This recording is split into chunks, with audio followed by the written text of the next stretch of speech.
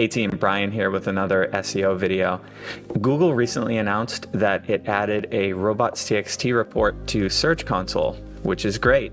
However, there's no testing capability within that tool, which is not great. If you're looking for a robots.txt tester, I have a suggestion for you today. It's a tool from Merkle. I've been using it for years and I've had great luck with it, so I wanted to share it with you today. Let's take a look at my setup first. So what you can do is you can add your URL here, set your user agent. Usually I put this to Googlebot smartphone, so I'll do that now. The default setting here will be live, and then you can just click test and your robots file should show up here in this field. What I've done is I've clicked over to editor and I've added my own robots.txt file by hand. This is just a fake one for a fake website. So let's test a rule. What I'm going to do is come down to this disallow that is talking to all user agents, as you can see. I'm going to put a // which represents the home folder of a site. So this is going to catch any URL I put in the URL field. Let's go ahead and test it. And you'll see that I get a block. I can scroll down here and get more information on the URL path that was blocked and the result. This is called the everything rule, and it's usually in place for one of two reasons. It's done on purpose because we're maybe building a site and we don't want Google to access it, or it was a huge mistake. Keep an eye out for this robots block, especially when sites relaunch, and use it very carefully. The next thing I'm going to do is block just one folder. So I'll come to the URL field and I'll type in block this as my folder. I'll come down to my robots file and I'll add that path, block this, to my rules. And when I click test, you can see that it's been blocked, and I can confirm down here that the URL path that was caught was block this. What's cool about robots.txt files is you can add exceptions to your rules. So right now, the rule we have in place is to block this folder. And let's just say I have a file called but-not-this.jpg within the block this folder. And I want that file to be crawled. What I can do is I can add an exception. So I could say block this / but-not-this.jpg. And I'll go ahead and test that. And you can see down at the bottom, I'm in the block this folder. And here's my but-not-this JPEG image, and it's been allowed because I have put in an exception to my rule. Let's try another image just to make sure that our block is working on any other image. So any other image.jpg. I test and I get the block, so I know things are working as I'd like them to. One important thing to know about robots rules is when you're looking at your rule, so let's take this one for example, /block this, you need to know what's assumed to be on the left side of this, and that is the domain. So this rule right here represents the URL https example.com/block this. If you have a URL with a folder before your block this folder, for instance, folder before. So let's look at this. I've got example.com, then I've got a subfolder called folder before, and then I've got block this. So what you have to ask is this disallow going to catch this URL? And the answer is no, it won't. Let's test it. See, the crawl of this URL path is allowed because this rule will block example.com/block this only.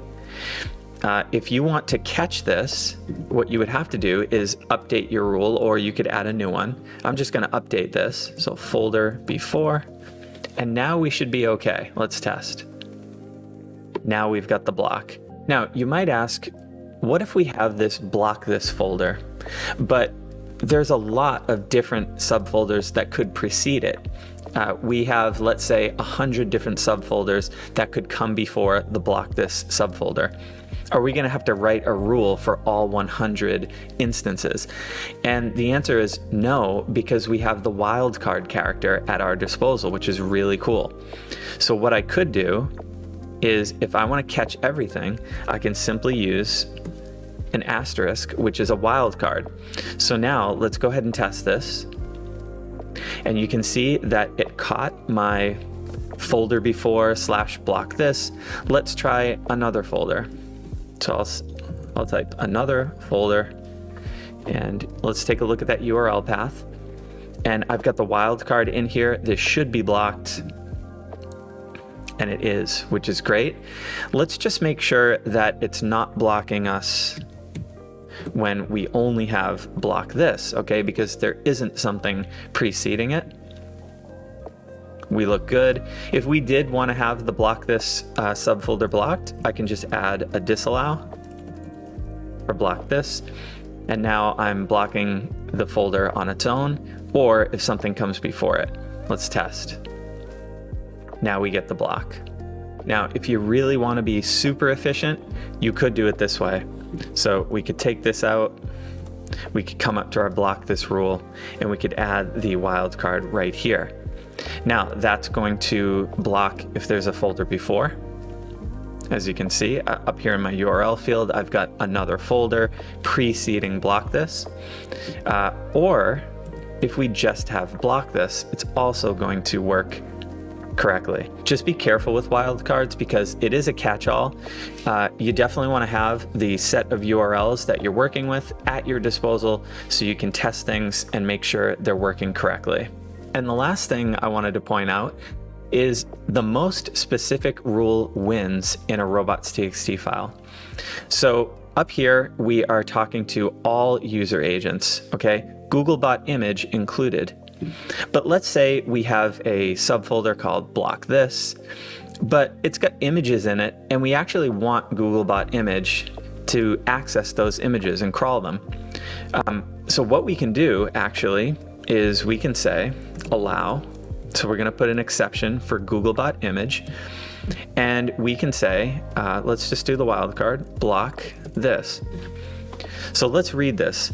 All user agents, do not crawl the block this subfolder whenever you see it, even if something comes before it. Okay, that's the first statement we've made in our file. But down here we're saying, except you, Googlebot image, you can access the block this subfolder. Let's test the rule, but first let's switch this over to Googlebot image and go ahead and test. And you can see that even though we're telling all user agents, Googlebot image included, that they shouldn't crawl this subfolder, our exception has worked because the most specific rule always wins. So let's review. Number one, we went over the everything block. This is either done on purpose or it's a huge mistake.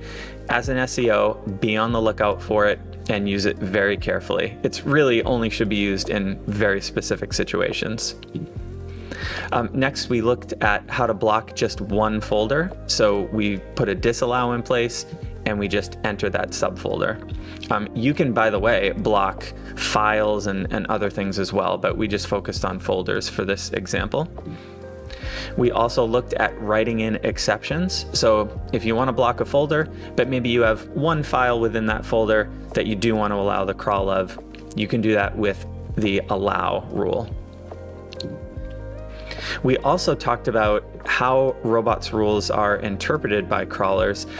So if you've got something preceding a subfolder, for example, you're going to have to write your rule a little bit differently if you want to catch that. We looked at the wildcard character, which is super useful, but should be used very carefully and tested very thoroughly because you don't want to inadvertently block something you didn't intend to. And then finally, we talked about the one of the most important things to know about a robots.txt file, and that is the most specific rule wins. We looked at an example where we were blocking a subfolder for all user agents, but then we made an exception for Googlebot image. So I hope you found this useful. I hope this tool works well for you. If you did enjoy the video, give me a like, give me a follow, subscribe, invite me over for Thanksgiving dinner. Have a great day, and I'll see you in the next video.